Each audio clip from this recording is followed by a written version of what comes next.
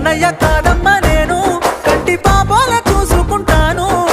నువ్వు మెచ్చే రాముణ్ణి నేను సీత కష్టాలు ముడివెట్టబోను